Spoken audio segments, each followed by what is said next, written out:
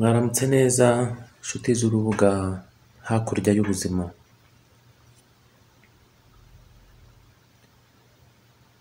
Uhoraho abaho umugisha abarinde. Uhoraho Uwiteka umwami nyiringabo.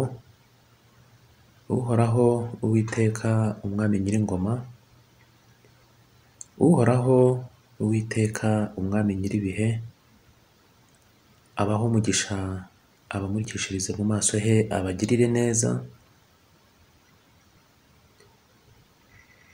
Uhoraho Uwiteka usumba byose, ise w'ibifite imyuka byose, abaho umugisha abarebe neza abahe amahoro. Ndabasuhuje bana b'Uhoraho. Uhoraho abagirire neza nk'uko namwe mumutegereza.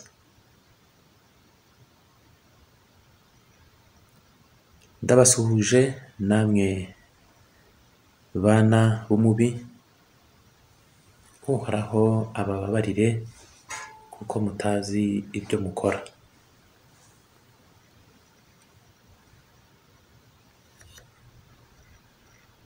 Tumaze iminsi twiga za chakra.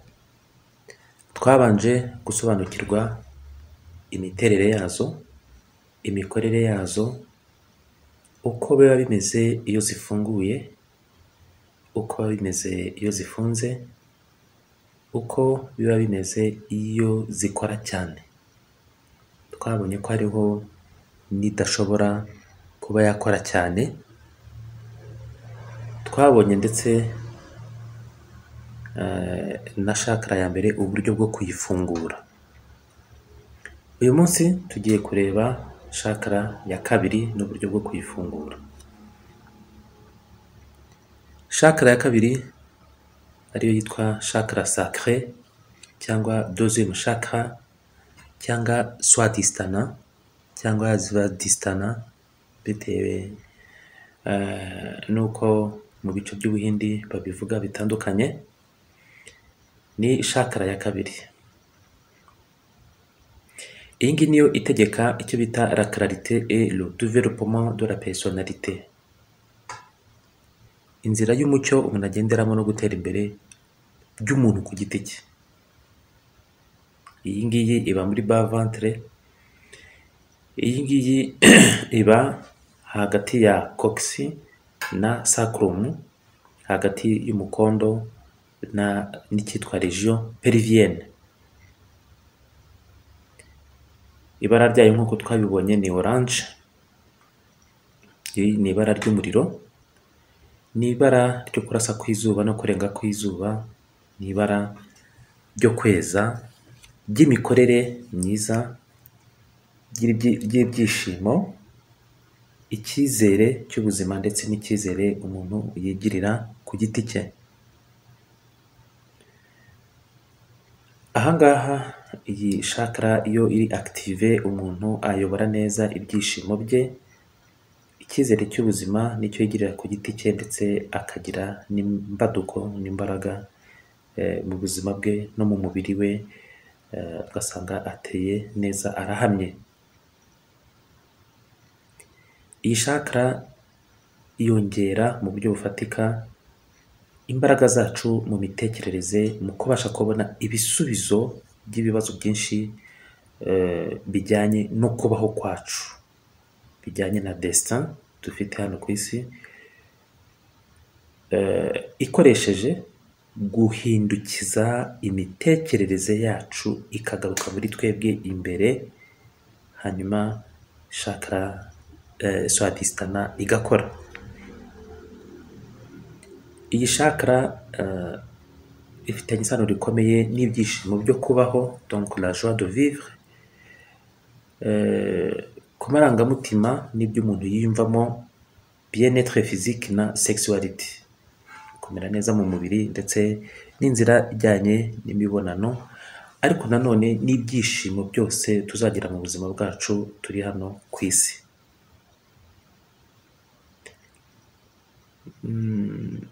Mbibutse nanone yuko dusanga kwiga izi za chakra mu murage w'abaye witwa hinduiste cyangwa buddhiste, aho hombi barazigisha, ari byo bivuga ko mu kwiga yoga, mu kwiga ayurveda na reiki usangamo ibi bintu bya chakra byanze bikunze. Njyewe inzira nabyizemo ni buddhisme, icyo ni icya mbere, hinduisme icyo ni icya kabiri, yoga natangiye mfite mu myaka 7, na ayurveda naje kwiga nyuma kuva ku myaka 16 17. Ntabwo ndi bujye gusubira muri chakra icyo ari cyo, ariko akantu nanone nashakaga kubabwira, najya mbabwire yuko mu cyo bita medicine ayurvedic bakoresha chakra mu kuvura indwara zo mu mubiri, indwara zo mu mutwe, mu mitekerereze, aho bakubwira chakra yawe uko ikora n'uko ushobora kuyifungura bya bibazo ufite mu mitekerereze no mu mutwe bigatungana. Ni ngombwa rero gufungura chakra zawe no kuzishyira ku murongo ukwiye kugira ngo umubiri wawe umere neza. Ahangaha nabashyiramo akavariante. Iyi variante ni ukuvuga n'indi nzira nshobora gucamo mu kwigisha iyi chakra kugira ngo murusheho kuyumva neza. Nshobora no kuyikora no ku ya mbere nari nababwiye uko tuyifungura, naho nshobora kuza kubona akanya nkabibabwira cyangwa ejo. Ninjira neza muri role na definition z'iyi chakra ya kabiri, nababwira ko chakra swadhisthana, hariho n'abavuga swadhisthana, ni chakra yerekana uburyo twebwe imbere twateye imbere mu mitekerereze.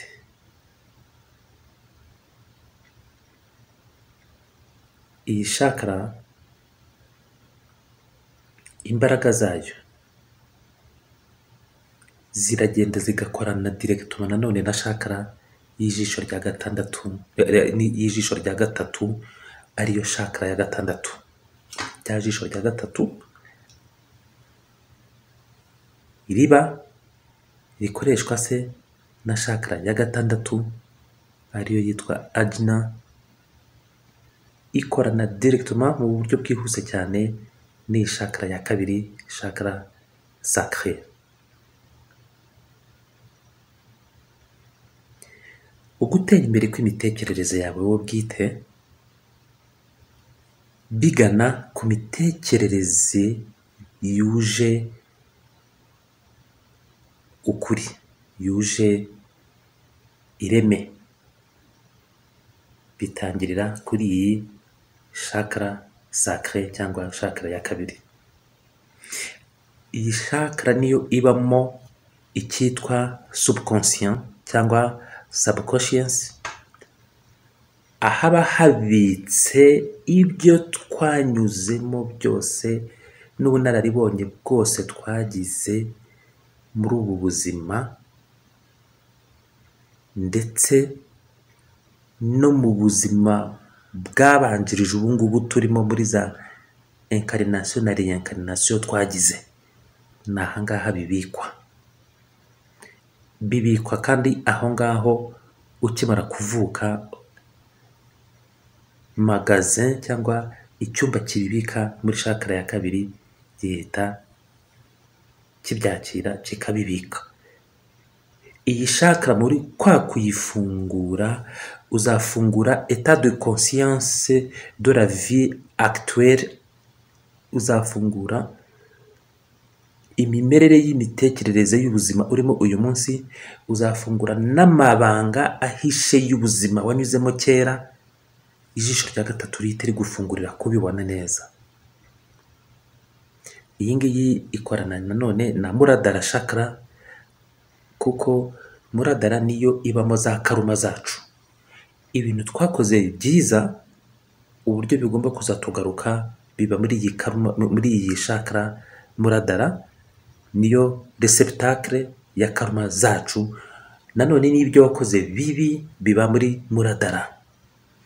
Niba warakoze ibintu bibi uzaza uvuke hano kuri iyi si udashinga, kandi koko udashinga ntabyina, ndetse imigenzereze yawe ni imwe n'imwe uzajya wibaza aho ituruka. Ujye wicara hamwe na hamwe wigaye, wibaza impamvu ibintu runaka bikubaho. Niyo mpamvu nufungura chakra ya mbere uzatangira kugira access cyangwa se gusingira ibiri muri iyo chakra bikubwira ngo hari ibintu runaka utatunganyije ubushize birimo byishyurwa. Twabonye yuko hari uburyo ushobora kwinfluence karuma yawe aho kugira ngo ikuremerere ikaba nziza, ukayibyaza umusaruro ukoresheje kuyihindura umwarimu kwigisha isomo uvanyemo ukariha abandi. Icyo gihe uba urimo ukora icyo bita modification du karma et modification d'état de conscience supranormal. Hariho amagambo menshi umuntu abura uko avuga mu Kinyarwanda, ariko ntibabuza tubuza kubivuga uko byamera kose. Hanyuma iyo umaze gufungura za état de conscience zikwereka karuma zawe zo mu buzima bwahise ukoresheje muradara chakra ya yindi ya mbere cyangwa premier chakra, ahangaha muri chakra ya kabiri niho ziba active. Za karuma ziba zisa nk'izikwereka nka filimi, bikamera nk'ibintu ufunguye byari bibitse nko kuri memory card, hanyuma ukabasha kubibona ukabyakisesinga ukabigeraho. Nanone kandi iyi chakra niho ugomba gukorera purification. Iyi ni centre de la purification, ni naho haba le principe féminin. Hano tuvana imbaraga za icyo bita adaptabilité, no kuvuga kubasha kwihuza n'ibintu bitewe n'ubuzima ugezemo, ukabasha kwihuza nabyo ukabigendamo. Buriya ni ikintu gikomeye uburyo abana b'abantu mu mubiri babasha kwiyadapta ku bintu. Ukajya ahantu ugasanga bararyisazi ukazirya mbisi, ukajya ahandi ugasanga barahonyora ugahonyora buhonyozi. Gutyo tugenda tugira uburyo tubasha kwiyadapta ku bintu mu buryo bukomeye. Iyi sense ya adaptabilité ni imbaraga. Nanone hariho n'icyitwa nanone kuba woroshye, ushobora kumvikana n'abantu, kugira icyo bita flexibilité n'icyo bita fluidité. Ibyo byose naho ngaho biba. Iyi chakra ni centre ya intuition. Nanone kaka variante nababwiraga,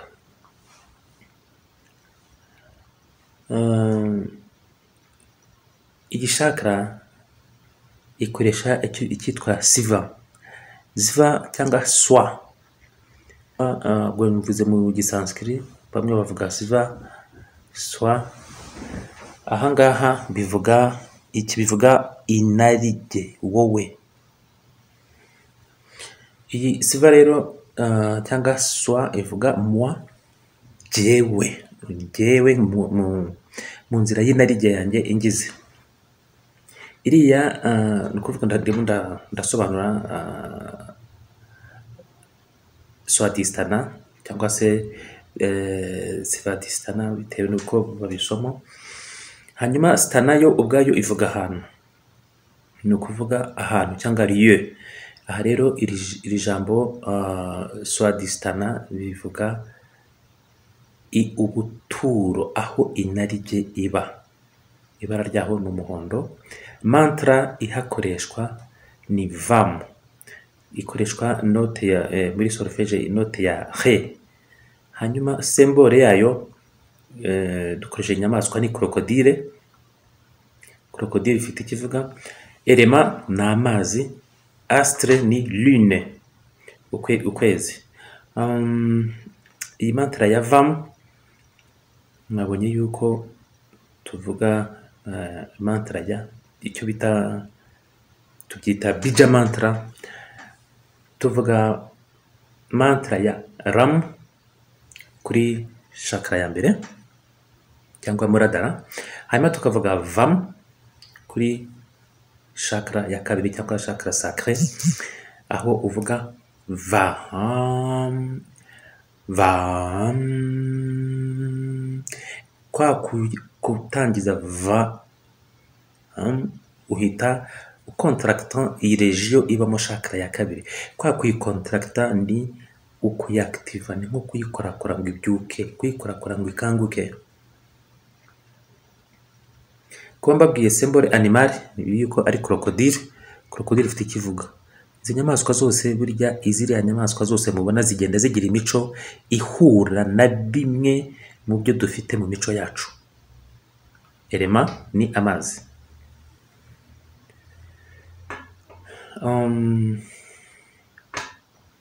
Nkuko nabibabwiye, ugukanguka kw'iyi chakra ya kabiri bituma umuntu agira icyo bita clarté et développement de la personnalité. Ariko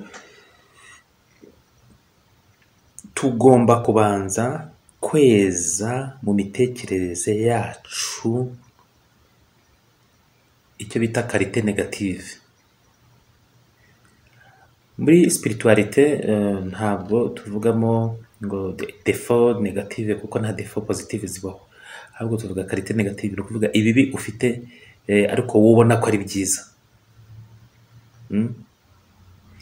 Iyi chakra ya kabiri igaragazwa n'ururabo rwa lotus rufite petale esheshatu. Izi petale esheshatu zigaragaza za qualité zigomba kuba dépassé, ugomba gutsinda. Ni izihe energie negative se zizirikiye kuri iyi chakra? Burya mu buzima bwacu kundalini iyo ibyutse ibyukira muri ya chakra ya mbere, ikaza ikagera rimwe na rimwe kuri chakra ya kabiri. Iyo ihageze, kundalini ni za mbaraga ziturimo z'umwimerere tujya tubyutsa. Tuzabyiga neza nitugira muri kundalini yoga. Ahangaha iyo ibyutse akenshi isanga za qualité negative zacu, cyane cyane nk'ishyari, irari, ubufushyi, umujinya ndengakamere, ubugugu, biri aho ngaho byituriyeho. Izi qualité négative zihita donc c'est l'envie, le désir, la jalousie, la rage et l'avidité. Izi qualité négative zihita zibloka imbaraga za kundalini, zikongera zikimanuka zigasubira muri chakra ya mbere, chakra muladhara. Ahangaha niyo mpamvu imitekerereze y'abantu bamwe na bamwe ihora hagati ya chakra ya mbere n'iya kabiri, ntirenga aho ngaho.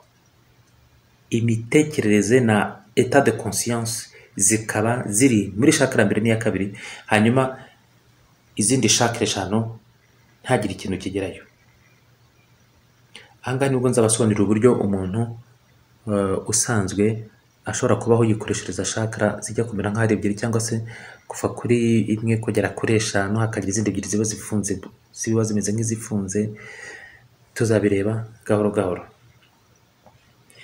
Kugira ngo uve muri urwo ruziga rw'imitekerereze iri hasi, kugira ngo uzamure imitekerereze yawe, ntabwo ari ibintu byoroshye. Iteka usanga dufite ingabo nyinshi cyane turwana nazo ziva mu marangamutima yacu atwangiza, mu byo ducira imanza, mu byo twibuka tukababara, ndetse n'ibyo twumva twakwihoreramo, mu byo twahemukiwemo. Ubwoba tugira n'ibyo byose biba byaragiye biza mu buzima bwacu butandukanye twabayeho. Ahangaha iyo mvuga ngo ubuzima bwacu butandukanye twabayeho, ndavuga ubu ngubu urimo uyu munsi n'ubwabanjirije ubu ngubu, kuko si inshuro ya mbere abenshi dutuye hano kuri iyi si. Hanyuma rero iyo tubashije kurwanya ibyo bintu, bigenda bite? Ziriya qualité negative zihita zigenda zikajya kwihisha noneho kure mu cyo bita subconscient cyangwa subconscious, zikajya kwihishamo hasi cyane. Ibi ngibi noneho kugira ngo tuzabashe kuzihanduramo, tugomba gukora icyo bita lâcher prise, tubishaka lâcher prise ni iki? Hari kurekura icyo bita recroyance limitative, imyemerere ikugarukiriza ahantu ukaguma aho ngaho ukagenda buhumyi. Hari kuva mu bintu bituma uba confronté à l'état de criminalité de son monde, ibintu bituma wihuza n'imimerere y'ubwicanyi n'ubugome iri muri iyi si. Iyo ni inzira ya politiki. Ntabwo nzareka kubivuga na rimwe, mujye mumenya ko politiki aho iva ikagera itajya ibura mu bwicanyi. Ntabwo bibaho, ntabwo bibaho, ntimuzabishake. Ntihazagire n'umuntu uzababeshya ngo jyewe nzanye politiki itari mu bwicanyi. Uwo nguwo uvuga atyo umunsi yakugezeho nibwo uzamenya ko ari dogiteri en criminalité, ni umuhanga cyane mu kwica. Beretse gato yazabanza kugereho nibwo uzabimenya. Nta nzira ya politiki imera neza ibaho. Sasa ugomba kurekura n'icyo kintu. Ugomba kurekura nanone uburyo bariya bakubona sosiyete.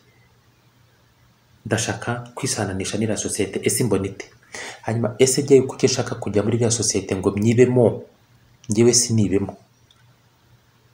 Ndabanza nibemo jyewe, ndarekura icyo sosiyete intekerezaho, ndarekura ibintu by'imitungo nshaka kwirukankamo nkamara abantu, ndarekura imibereho yanjye ikakaye n'abantu, ndarekura imibereho yanjye ikakaye n'abo tubana, ndarekura imibereho mibi nteza abankikije n'ibinkikije, ndarekura imishiha, ndarekura imijinya, ndarekura inzangano, ndarekura kwihorera, ndarekura inarijye, ndarekura byinshi.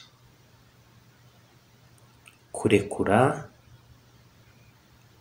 imihambiro y'iyi si ntabwo ari ikintu cyoroshye, ndetse n'ubwoba tugira no guhangayika k'ubuzima ubwabyo tugomba kubirekura, kandi biragoye.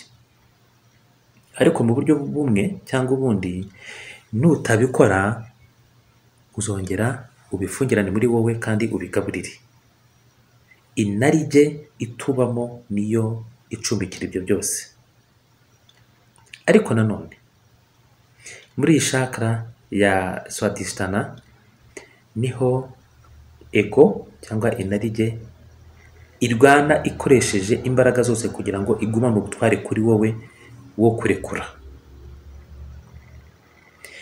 Inarijye ntabwo nawe dukwiye kwifata nk'umwanzi, oya. Akenshi ubwo itubera n'inshuti nk'iyo dukora imirimo idusaba gutekereza no gushyira ibintu ku murongo. Ariko noneho yo ikunda kwizamura cyane, igashaka guhinduka umuyobozi w'ibitugize byose. Ahangaha akazi uba ugomba gukora ni ukubasha gutandukanya inarijye yawe nawe nyawe wo hejuru w'ukuri. Kuko inarijye yawe ntabwo ari wowe, ni icyicaro cya karite negative zikugize. Ariko nanone na capacité d'organisation no gushyira ibintu mu bumenyi bwiza bunyoye gutyo, yego. Ariko nanone bya bindi bibi byose naho bituye. Sasa wowe nyawe n'inarijye muratandukanye. Kubasha gutandukanya wowe nyawe, moi intérieur na ego, ngicyo ikintu ugomba kumenya. Hari akajwi kaba kakuvugiramo kaba gashaka gucira urubanza ikintu cyose kije. Iyo ni inarijye. Wabona umuntu hariya uriya ni wa Muyisilamu, iyo ni inarijye. Uriya ni no kuki, uriya ni wa mukafiri, uriya ni wa musinzi, uriya ni wa murokore, ba bandi. Iyo ni inarijye irimo ivuga. Inarijye iteka ihora irimo ibiha qualification. Uriya n'uyu, uriya jacya, uriya aragenda, uriya dore. Ukayitandukanya. Iyo inarijye nicyo bita intuition. Intuition yo ikubwira ko iyo unaturutse hari, ikubwira ko ari umuntu nkawe, ikubwira ko hari icyo yaba akeneye nk'uko nawe wagikenera. uwo ni wowe nyawe. Uje wese urabanza ukamubonamo wowe, uje wese uramubona mu buntu, uramubona wumve ko hari n'icyo mwanasangira cy'ubuzima.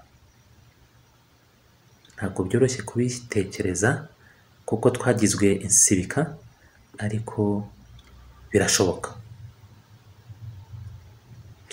Muri iyi chakra ya kabiri, abanzi, niyo mpamvu nababwiye ko ifite petale 6. Abanzi duhura nabo, uwa mbere ni umujinya, uwa kabiri ni urwango, uwa gatatu ni ishyari, uwa kane ni ubugome burimo ubwicanyi kiriwate, uwa gatanu ni irari, uwa gatandatu ni ubwibone buri hejuru cyane. Hariho n'ibyo bita sous category. Izo ni kategori ya mbere irimo za petale 6 tugomba kurwanya.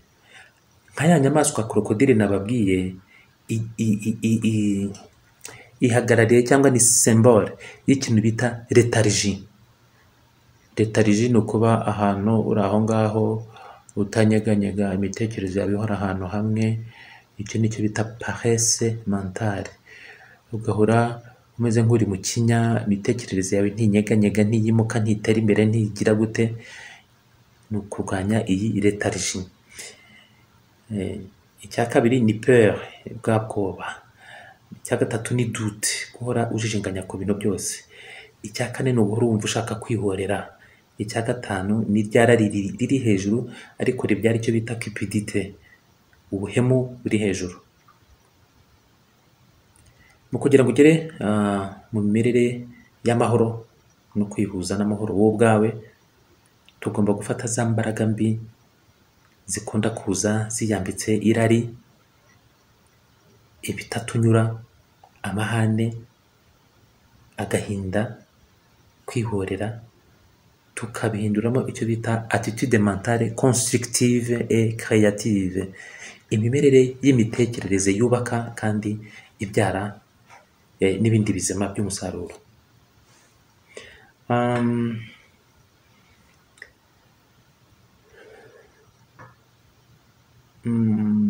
Ushobora kugerageza gukoresha imitekerereze yawe mu buryo burimo umucyo. Gute?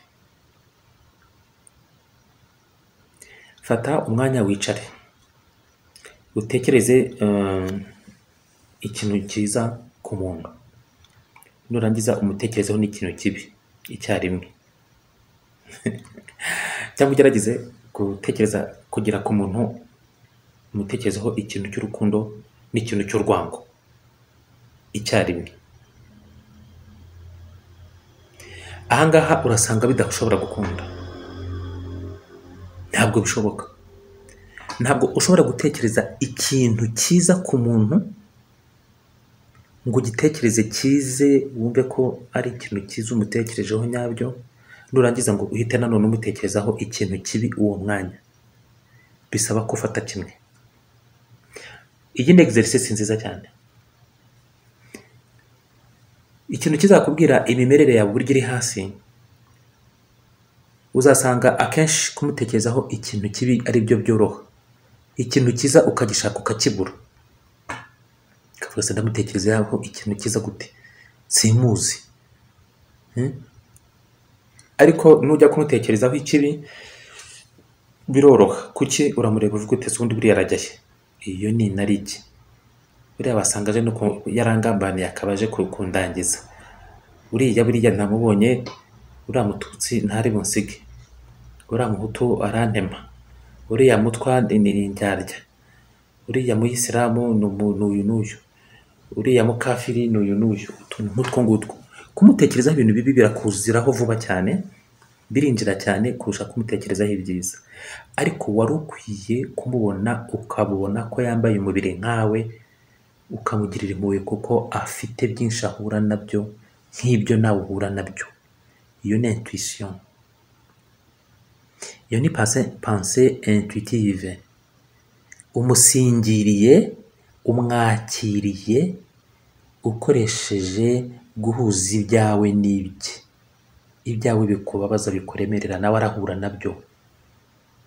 Nubwo ubona afite ibizuru binini cyangwa akazuru gatoya mudahuje amazuru, ariko mubabara kimwe, kandi ntabwo mubabarira mu mazuru, mubabarira mu mubiri, kandi mwese murawufite. Nubwo ubona afite agatwe gatoya ukarugira urutwe nk'urw'iradiyo yagondamye, ariko mwese mubabara kimwe, murwara kimwe, mwigunga kimwe, ubwoba bubagize imbere y'ibiturwanya muri ubu buzima, ubwo bwoba mwese mubufite kimwe, imihangayiko ni imwe, mwakirire aho. Uwo ni wowe nyawe urimo kumwakira, ntabwo ari inarijye. Ahangaha rero ntabwo wagira igitekerezo cyiza ku muntu guhita umugeraho n'igitekerezo kibi icyarimwe, bisaba ko ufata mu kimwe. Ni nk'uko udashobora gufata amanywa nijoro ngo ubihuze bibe ikintu kimwe umunsi umwe. Kimwe kigira igihe cyacyo, ikindi kikagira igihe cyacyo. Iyo izuba rirashe, umwijima urarenga. Iyo umwijima uje, izuba rirarenga. Nibyo ngibyo.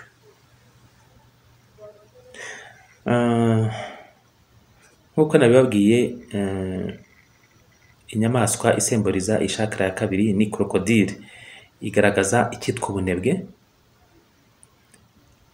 kutagira kumva abandi muri wowe, ndetse ya krokodile ivuga nubwo ubona ingona ihora iri ahantu hamwe itanyeganyega, ariko ni mbi cyane. Iyo inyeganyeze nuko ni ugushyira mu mikaka.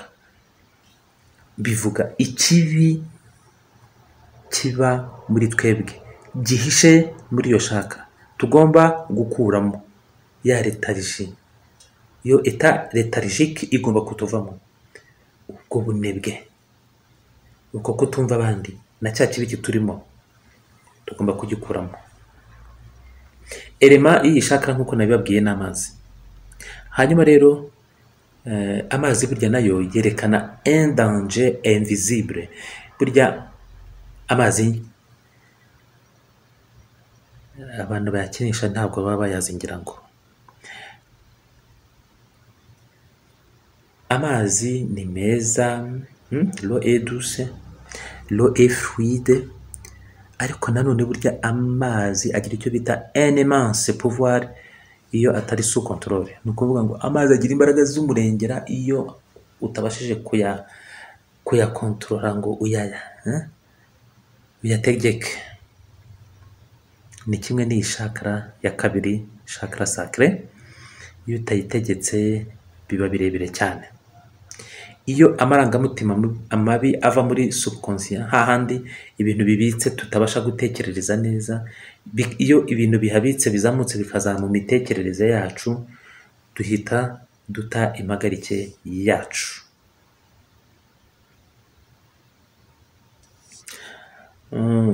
Nk'uko nabibabwiye, ibara rya orange niryo riranga iyi shakara, kandi n'ibara ryo mu rukerera, rigaragaza ugukanguka kw'imitekerereze.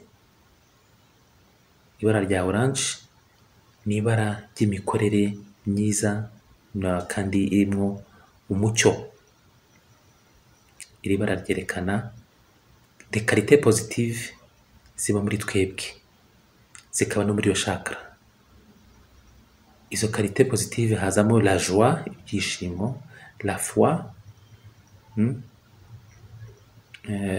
kwemera biriho kandi byiza, la confiance en soi, icyizere wigirira, l'énergie, imbaraga zikugize, l'espérance,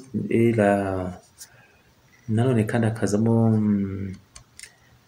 icyizere cy'ejo hazaza, n'imikorere inyoye, ikeye.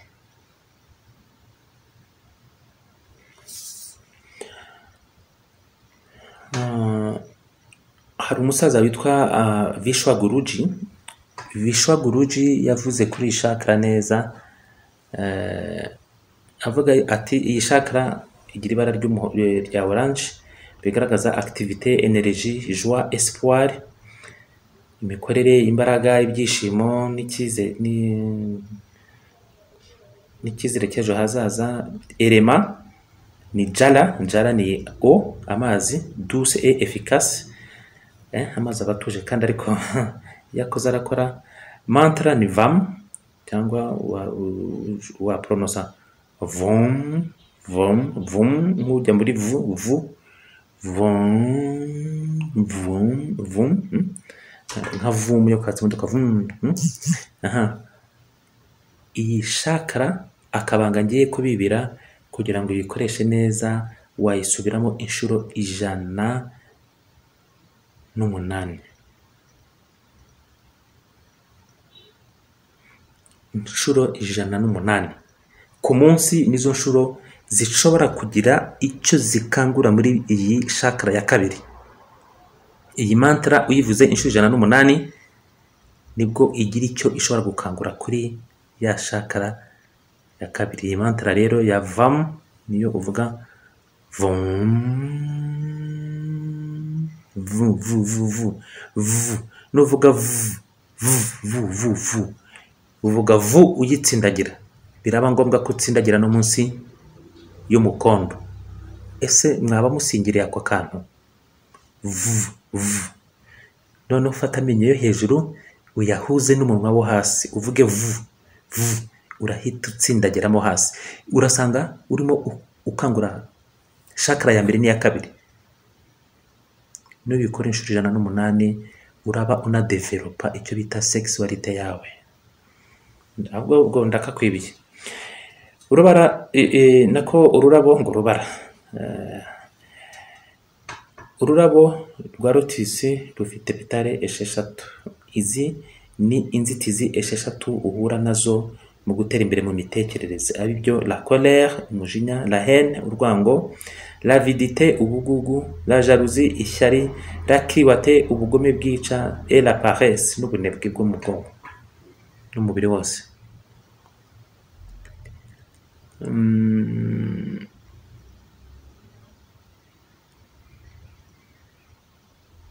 Ni muri karite abahinde bakunda kuvuga harimo iyitwa Hiranyagarbha. Hiranyagarbha ni ukuvuga le ventre d'or, inda ya zahabu. Harimo Prarabdha karma, bivuga influence des actions antérieures sur le destin d'une personne. Hari ibikorwa wakoze mu buzima bwabanje, hanyuma uyu munsi birimwo biragaruka bikagira ingaruka ku buzima bwawe bw'uyu munsi urimo. Hari icyo bita le positif, ariyo icha shakti, volonté cyangwa kriya shakti, vigueur moteur. Volonté n'ubushake, vigueur imbaraga, moteur ziguhagurutsa mushiguzi. Hari icyitwa negatif, aribyo egoisme, passion, orgueil, envie, doute, paresse n'ibindi. Plana mu nzira ukoresha y'ubuhumekero no guhumeka, ukoresha icyo bita apana, elimination, gusohora. Ahanga twaba tugiye muri pranayama tuzabyiga uburyo hari uburyo uhumeka werimina ibintu bibi bikurimo. Igitwara rero imbaraga zabyo véhicule nicyo bita buvariroka cyangwa buvariroka, ni niveau astral. Planète ni Mercure, principe ni Chitta, icyo bita conscience, principe Narayana, mémoire. Hanyuma pierre de guérison dukoresha ni beryl, kimwe na za diamant. Metal iri associé kuri iyi chakra ni étain. Mineral ni sodium. Hanyuma caractéristique zayo ni cloda. Cloda bivuga la colère, umujinya. Sensation uko byumva ni clanti. Clanti ni mu gihinde bivuga la fatigue, korana umunaniro. Organe sensorielle muri za sens eshanu ni le sens du goût, kuryoherwa, aricyo bita jihiva, langue. Fonctionnalité ni laza cyangwa fluidité. Goût ni gusare nk'ibirimo irimo umunyu, kwese bisa nk'uko bihiye. Karite ni charana, imbaraga zo kunyeganyega. Partie du corps ni mamsa, ni mu mubiri. Organe ikoreshwa ni upastiha cyangwa abana bavuga pasha, ni organe sexuelle, bivuga ni principe ya Prajapati, bivuga création, reproduction, kurema no kongera kubaho, kongera kubyara. Reproduction ni ukubyara. Secretion ni za hormone aribyo bita viria. Iyi ngiyi ikoresha na za glande surrénale. Mantra ikoreshwa ni vam. Hanyuma rero noneho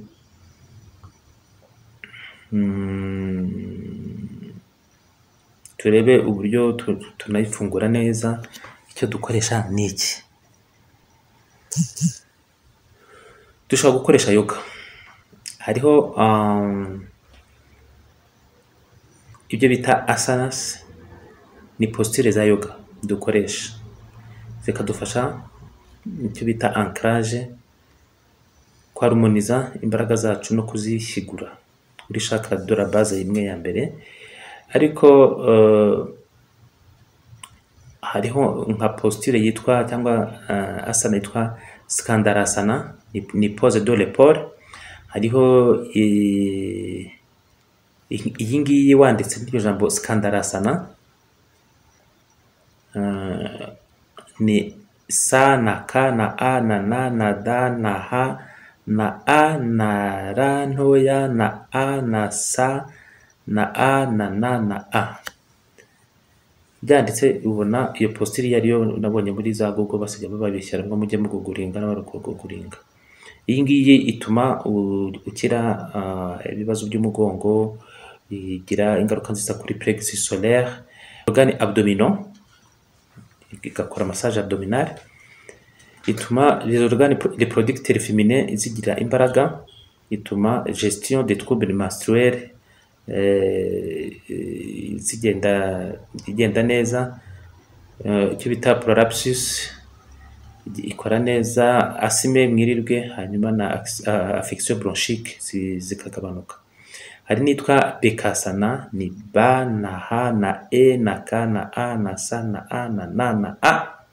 Ari bita la posture de la grenouille, posture y'igikeri. Hari Kapotasana, posture du pigeon. Hari n'izindi nka Utkata Konasana, posture de la déesse, n'ibindi. Ariko reka twirebere uburyo twidebloka rero. Kwikonekta n'amazi nicyo cya mbere kuri chakra ya kabiri. Sohoka iwawe, genda ujye hafi y'amazi, genda wicare ibirenge byawe bikore mu mazi, genda se nawe wicare no mu mazi wese. Amazi ntuyarosante, ntuyumve nk'amazi agiye kugusukura kuvanaho umwanda, weya, ahubwo uko yakoraho akwinjiramo yumve ko ari wowe, yakire nkawe, yakire nka wowe, akira amazi nkaho ari wowe arimo kwinjiramo, yinjiremo uri amazi, nayo akwinjiremo ari umuntu. Iki ni ikintu cyiza cyane. Ibiyaga, imigezi,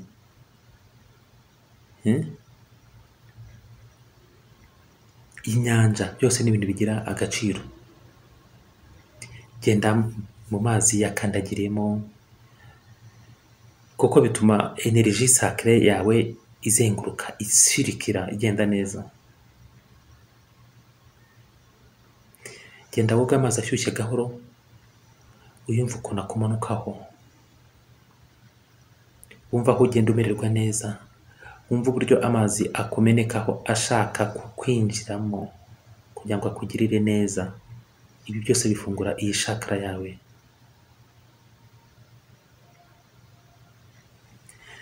Ahangaha urimo wumva amazi ukoresha icyo bita la pleine conscience, kuko amazi uyumva nk'uwihuza nayo.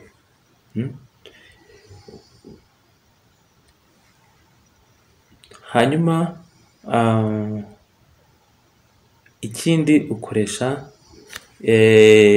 ikindi kintu kigira akamaro, ibihumura dukoresha kuri iyi chakra ya kabiri, dukoresha nka bois de santal.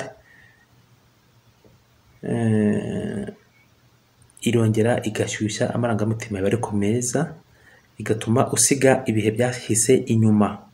Soje sclare ikuzanamo un sentiment de valeur,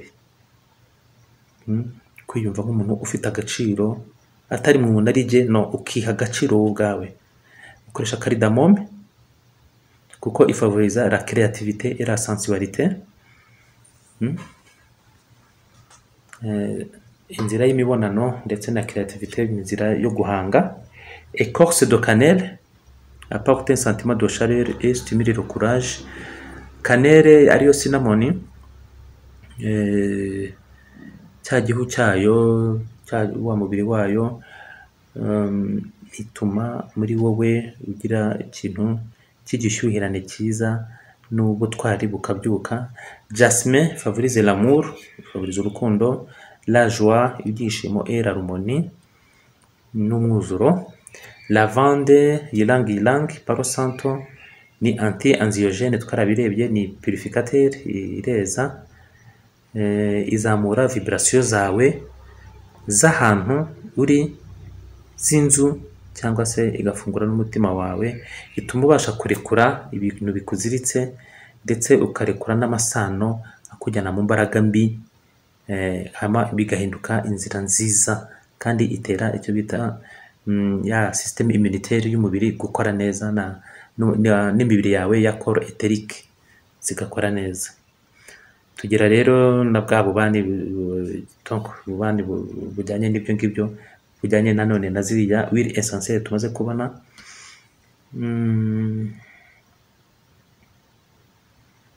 Dushobora kureba wenda nk'amabuye ushobora gukoresha,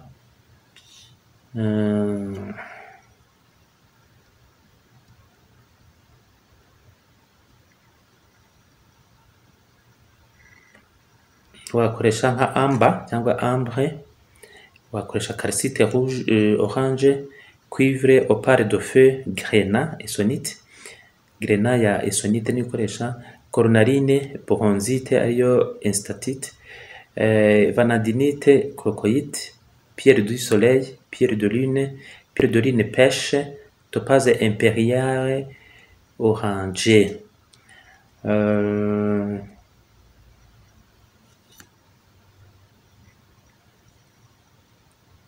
Dushobora nanone kureba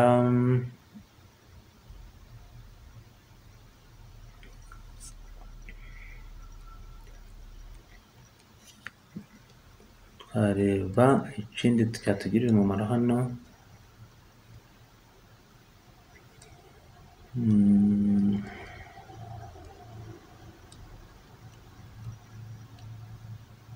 Hari icyatsi bita karandura cyangwa karendura. Ni icyatsi gituma ugira ubuhanzi muri wowe mu bintu bitandukanye by'ubuzima, kwihangira n'imirimo, kwihangira ibitekerezo bizima. Ikindi wakoresha ni gardenia, nziza kuri chakra yawe sacré. Ufata imizi ya gardenia ukayivanga na huile essentielle multi usage ikora ku bintu byinshi bitandukanye, kuko indabo za gardenia zituma n'umuntu atuza cyane. Niyo mpamvu abantu banayita herbe du bonheur. Iriya bois de santal ishobora gutuma ukira za infection, kuko ituma habaho ugukura k'utundi turemangingo twa serire. Ushobora gukoresha iyi huile de bois de santal ku mubiri wawe mbere yo kwiyuhagira. Ushobora no kwikoresha kugira ngo mu nzu yawe hahumure neza, ariko kwikoresha mbere yo kwiyuhagira ni byiza cyane. Mbere ntabwo ari inyuma, mbere yo kwiyuhagira.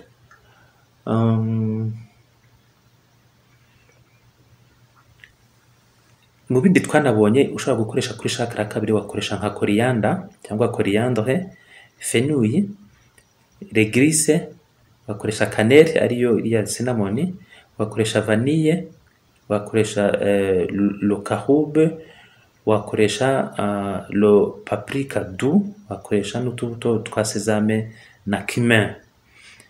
Za huile essentielle zo tuba twazirebye.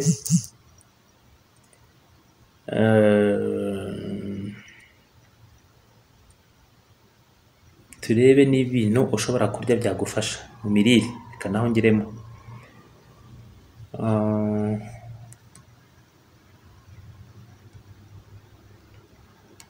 mu bintu byo kurya ushatse buriya, kuko iyi chakra ikoresha ibintu bijyanye na sexualité bigakora neza. Iri bara rya orange rigatera icyo bita donc ni ibara, c'est la couleur énergisante du sacral, le désir bikabyuka. Vesi yawe na organe lié à la sexualité kugira ngo zikore neza, umugongo wo hasi wawe ube muzima. Ukwiye kunywa umutobe w'imbuto, ukanywa amazi menshi, ukoza impyiko zawe. Icyo ni kimwe.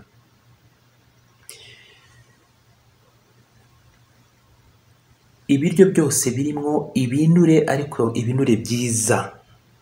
Ni byiza cyane ibyo biryo.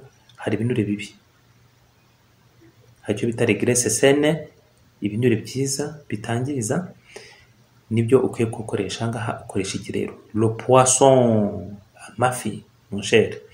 Ugakoresha les noix na za graine za lin, za pavot, za sesame. Hari n'abakoresha za graine de chanvre. Ngaha nimujya horo ntimuzabuze. Ntabwo mbabwiye ngo mukoreshe chanvre. Ukoresha citrouille, tournesol n'ibindi. Mu bintu bifite ibara rya orange wajya ukoresha mandarine, pêche, abricot, mangue, imyembe, papaye, carotte, patate douce, potiron, courge, gicumabi. Unajya tukumwa nayo ngo wagicumabi.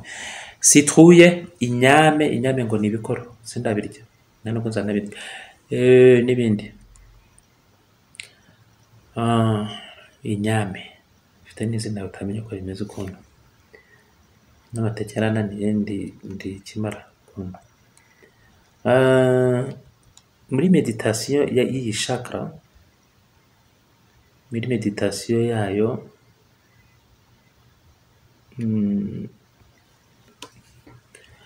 wajya wicara hanyuma ugasa nk'ureka agatuza, intugu ukazijyana inyuma, hanyuma ukoroshya umubiri wawe, ugafunga amaso, ugahumeka cyane, ugahumekera mu mazuru, ugakurura umwuka ukawucisha mu mazuru, ariko kuwusohora ukawurekurira mu kanwa. Ahangaha uko uzajya ukurura umwuka mu mazuru, usa nkaho ugiye inyuma, nk'ugiye kugwa inyuma. Ukawukurura ugenda ujya inyuma, hanyuma wawurekura ukongera ukagaruka imbere, ukagenda ukurura ugenda ujya inyuma nk'ugiye kugwa inyuma. Iyo ngiyo urimo ukurura uca mu mazuru, ukawurekura uciye mu kanwa, uwusohora. Uba urimo weveya imbaraga zawe zo muri chakra ya kabiri, s'il vous plaît.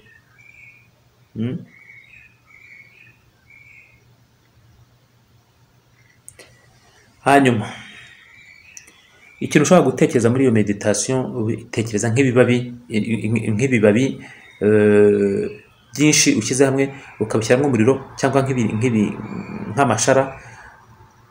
Ukuntu amashara yaka agahita abyara ikibatsi cya orange cyinshi cyane. Hita ubona amashara yaka nawe cya kibatsi cya orange kizamuka. Hanyuma uhita ubona iri bara rya orange riri hano munsi y'umukondo kuri wowe. Ahangaha kabisa uba uri muri cyo bita sensation zen. Donc ugerageze gufata wa muriro waka ufite ibara rya orange wose, uwerekeze muri ya region hano ibamo chakra ya kabiri. Ubitekerezeho hagati y'iminota 3 n'5, niyo bikora inshuro 2 ku munsi cyangwa inshuro 1. Ugatangira za affirmation positive za zindi twabonye kuri chakra ya kabiri. Ariko ushobora no gukoresha n'izindi. Ushobora kuvuga ngo uti je suis passionné, je suis ouvert à l'idée de vivre le moment présent, je suis à l'aise dans mon corps, je me sens en paix, je suis un être créatif. Je suis passionné. Nishimiye kuba ndiho, fungukiye igitekerezo cyose cyo kubaho uyu mwanya. meze neza, ndisanzuye mu mubiri wanjye, mfite amahoro,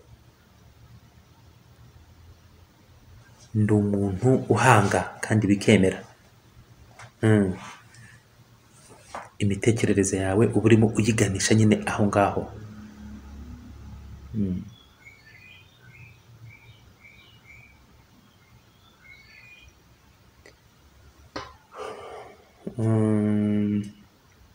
Akandi kantu nagiye mbona gafungura iyi chakra, reba nk'indirimbo ukunda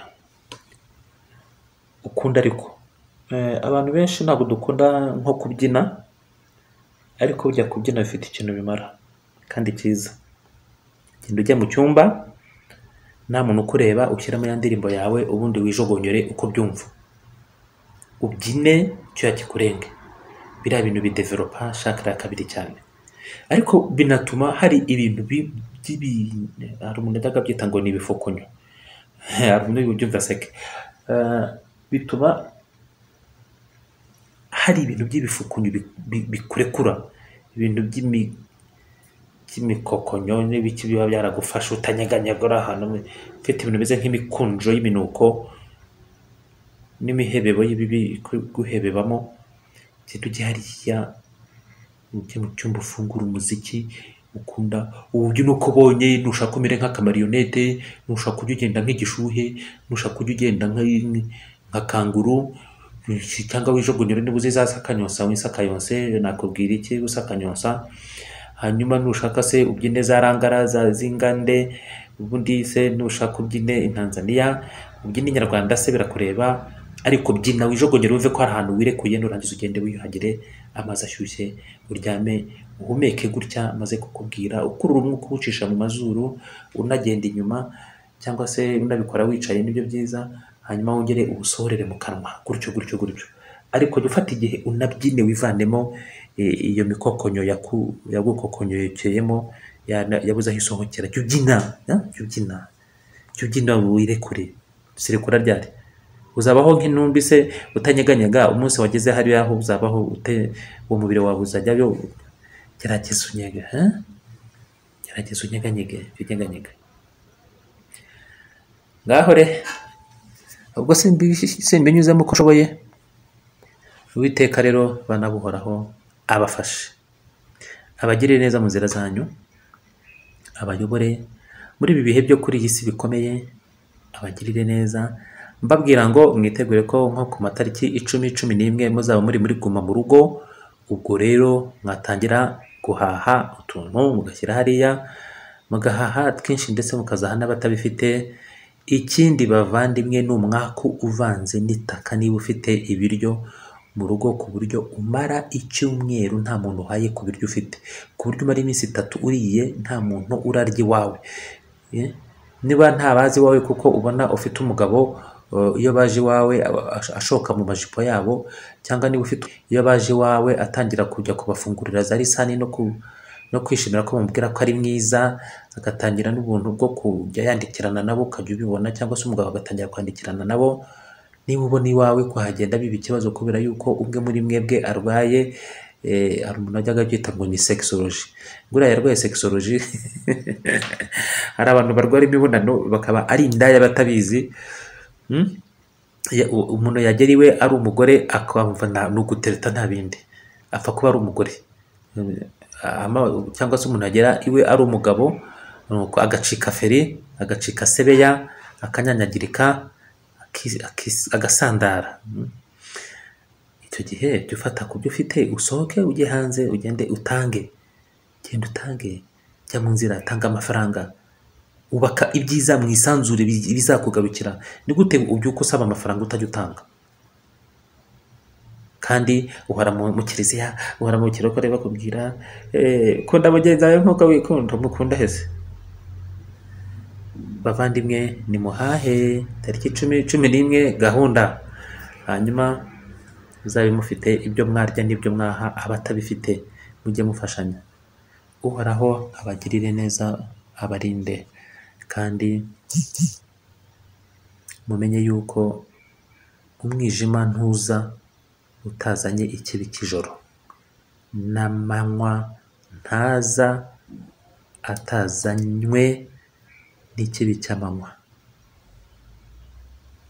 Ku manywa ikibi kiraba, na nijoro ikibi kiraba. Hagarara mu kabwibwi. Bizabera hariya n'ibindi bibere hariya, ntabwo bizagusingira. Uwumva yumvise.